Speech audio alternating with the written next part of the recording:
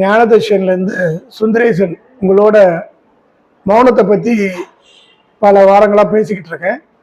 So மௌனம்ன்ற ஒரு நல்ல விஷயத்தை பற்றியும் அந்த பிரபஞ்சம் நம்மக்கிட்ட என்ன பேச நினைக்குதுன்றத நீங்கள் தெரிஞ்சுக்க முயற்சி செய்யணுன்றது தான் இந்த ஒரு உங்களோட இந்த பகிர்தல் மூலமாக உங்களுக்கு நான் கூற நினைக்கிறது.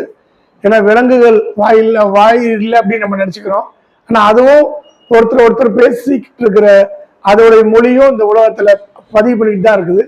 விலங்குகள், மான்கள், குரங்கு, சிங்கம், புலி, இந்த மாதிரி பாம்பு, இந்த மாதிரி ஒவ்வொரு விலங்குகளும் தனக்குள்ள பேசுற மொழி பேசிக்கிட்டு தான் இருக்கு.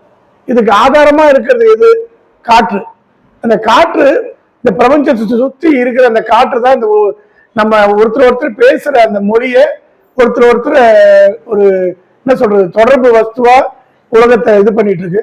ஸோ அந்த காற்றின் மூலமா அந்த உலகம் இயங்கிட்டு இருக்கும்போது நம்ம என்ன நல்லது நினைக்கிறோமோ அந்த நல்லது இந்த பிரபஞ்சத்தின் மூலமா நடக்கிறதுக்கு அந்த இறைவன் வாய்ப்பா ஏற்படுத்தி கொடுக்கிறார்.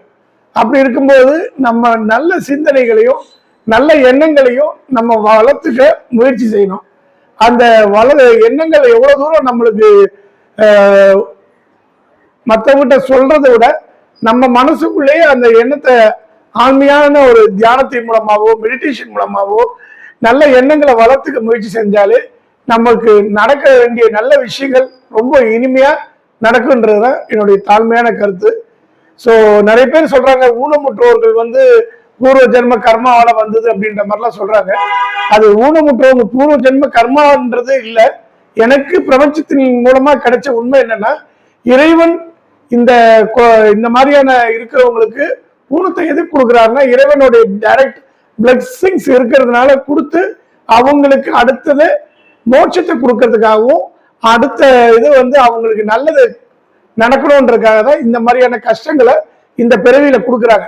அப்ப இறைவனே ஆசீர்வாதம் பண்ண அந்த குழந்தைங்களை நீங்களும் கருணையோட பார்த்தா அந்த கருணை உங்களுக்கும் நிறைய பிளெஸிங்ஸ் கிடைக்கும்ன்றதுதான் இந்த உரையின் மூலமா நான் உங்களுக்கு கூற நினைக்கிறது. ஸோ இவ்வளோ நேரம் மௌனமாக கேட்டதுக்காக ரொம்ப ரொம்ப நன்றி. தேங்க்யூ.